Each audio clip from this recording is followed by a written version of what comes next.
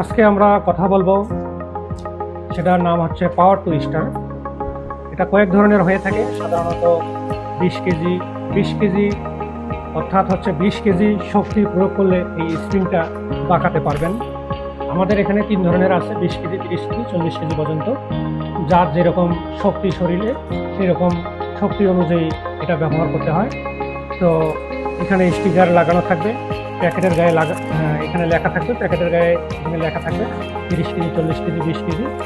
তো এটা কিভাবে ব্যবহার করতে হয় আপনারা দেখেন। প্রথমে এই বেল দুটো হাতের দুই পাশে এভাবে লাগিয়ে দিতে হবে, তারপর এইভাবে ধরতে হবে, ধরে